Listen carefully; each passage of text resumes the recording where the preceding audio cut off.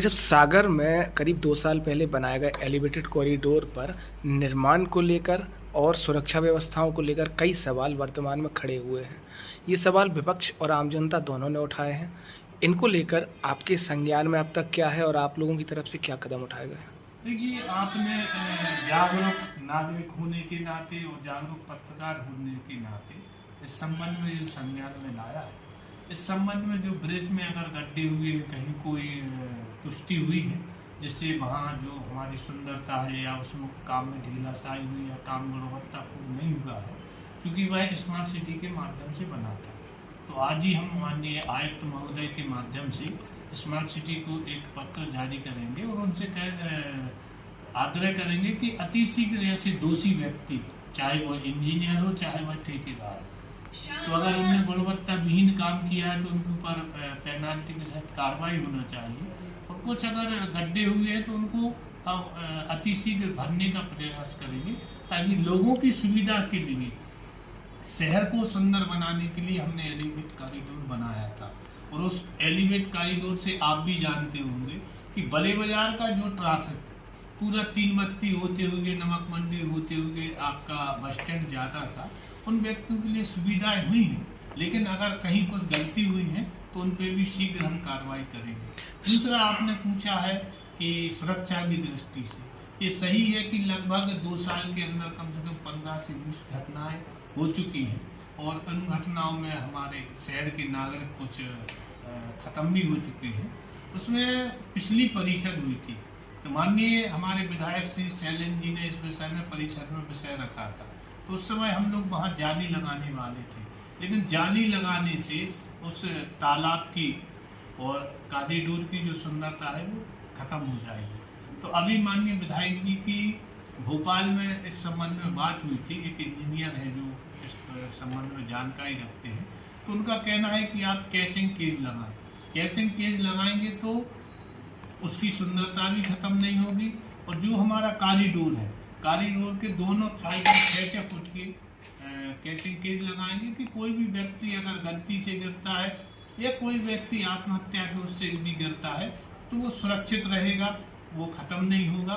वो हम काम अति शीघ्र करने वाले हैं। उसका लगभग एस्टीमेट हम हफ्ता 15 दिन के अंदर तैयार करके और निगम की जो पद्धति टेंडर के माध्यम से लगाएंगे, ताकि हमारे शहर के लोग सुरक्षित भी रहें और लाखा बंजारा झील का सुंदरता निहार भी करें। आप देखते हो कि नाइट में मुझे लगता है कि सुबह और शाम को मॉर्निंग वॉक के माध्यम से हजारों लोग जाते हैं, और उसमें कुछ जो ऐसे व्यक्ति हैं जो परिवार से लड़ झगड़ के आते और घूमते हैं, तो हम उनको रोक तो नहीं सकते क्योंकि, लेकिन हम कैचिंग केस के माध्यम से उनके लिए जो वो घटना करते हैं उस घटना को हम रोक सकते हैं। जब सागर का जो ड्रीम प्रोजेक्ट था स्मार्ट सिटी का एलिवेटेड कॉरिडोर, ऐसा देखने में आ रहा है कि मात्र 2 साल से भी कम समय में हालत उसकी खस्ता हो चुकी है। सड़क निर्माण जर्जर हो गया है, रेगुलर उसमें दुर्घटनाएं देखने को मिल रही हैं। इसके लिए किसे जिम्मेदार मानते हैं, क्या इसका कारण है? इसके लिए सीधे तौर पर मैं स्थानीय प्रशासन को, यहाँ के जनप्रतिनिधि को, भारतीय जनता पार्टी को दोषी मानता हूँ कि भारतीय जनता पार्टी ने जिस तरीके से इस प्रदेश की, उस देश की और उस नगर की जनता की गाड़ी कमाई के पैसे को लगाकर जो सपना दिखाया था, इस सपने के आधार पर भविष्य में सागर के शहर की तस्वीर बदल जाएगी और तस्वीर बदलते हुए लोगों को सुविधा मिलेगी। वो उल्टा रहा है। या जितनी राशि इस प्रोजेक्ट पे खर्च हुई है वो सारी की सारी भ्रष्टाचार की भेंट चढ़ गई है।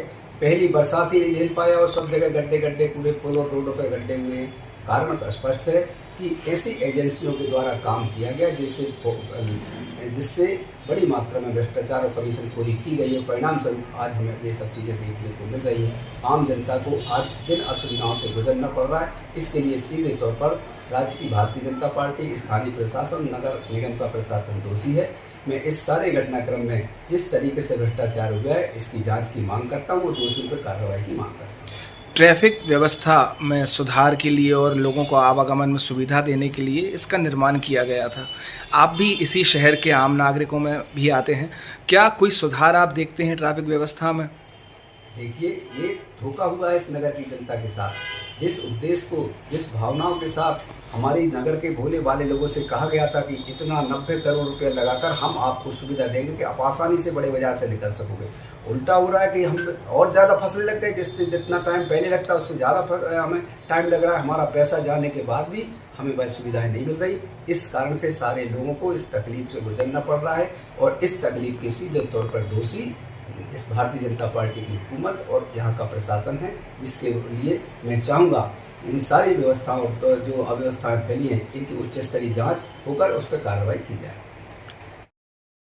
जी, क्या नाम है आपका, कहाँ के निवासी हो आप? मैं ज्योतिष सोनी, चक्राघाट वार्ड निवासी। अभी हम यहाँ खड़े हुए हैं सागर का एलिवेटेड कॉरिडोर।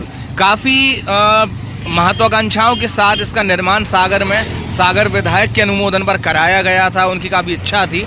एक आम नागरिक के तौर पर, एक जनता के तौर पर आप क्या देखते हैं, कॉरिडोर से कितना फ़ायदा शहर को मिला है?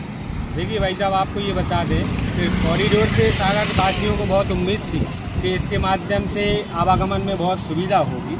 चूँकि सुविधा तो हो रही, लेकिन क्या है, यहाँ पे जो निर्माण कार्य किया गया है, लगभग 2 वर्ष हुए होंगे इस ब्रिज को शुरू हुए। आप सभी देख सकते हैं जिस प्रकार का निर्माण हुआ है कि ये नीचे की ये गिट्टी निकल रही है। एक ही बरसात ये ब्रिज नहीं झेल पाया है, तो क्या करेगा ये आप अंदाजा लगा सकते हैं। पूरी सड़क की हालत ऐसी हो गई है, गड्ढे हो जाते हैं, ठेंगड़ा लगा देते हैं और पूरा ब्रिज में आप देख सकते हैं 1-1.25 किलोमीटर का ये ब्रिज है। पूरे ब्रिज में कहीं गड्ढे हैं, ना साफ सफाई की व्यवस्था है। लोग आते हैं, महिला पुरुष छलांग लगा देते हैं, उसकी भी कोई सुविधा नहीं है कि जाली तक नहीं लगी इसमें। आए दिन आत्महत्या की कोशिश की भी खबरें आती हैं यहाँ से। हाँ, वही जाली ना लगने के कारण लोग आते हैं, घूमते हैं। सुरक्षा व्यवस्था में कमी और निर्माण कार्य को लेकर आप कह रहे हैं कि यहाँ कुछ कमियाँ देखी जा रही हैं। हाँ, बहुत कमियाँ हैं। यही आप रोड के माध्यम से देख सकते हैं, लगभग 90 करोड़ की लागत से ये बनाया गया था कि आप खुद अंदाजा लगा सकते हैं कि 90 करोड़ की लागत में कितने अच्छे से अच्छा ये ब्रिज बन सकता था, क्या सुविधाएं हो सकती थी। लेकिन आज से इसको देख के नहीं लगता कि ये 90 करोड़ का है। इसकी जांच होना चाहिए, जो भी एजेंसी थी, और अगर उसमें वो गलत पाया जाता है तो उस पर कार्रवाई की। क्या मानते हैं आप, किसका इसमें दोष है, जनप्रतिनिधियों का, काम करने वालों का, या जनता का इसमें दोष है कि जनता ध्यान नहीं देती? जनता के होते हैं जनप्रतिनिधि, जनता चुनती है जनप्रतिनिधि के लिए, अपने शहर के लिए, विकास के लिए, कि जनप्रतिनिधि हमारी सुविधाओं के लिए कार्य करेगा। तो इसका दोष तो सीधा सीधा हम जनप्रतिनिधि को देंगे, ये स्थानीय नेता हैं। और उसके बाद प्रशासनिक अधिकारी, सागर स्मार्ट सिटी सीओ, नगर निगम आयुक्त और भी जो जिम्मेदार अधिकारी हैं, सबकी भूमिका रहती है सागर विकास को लेकर।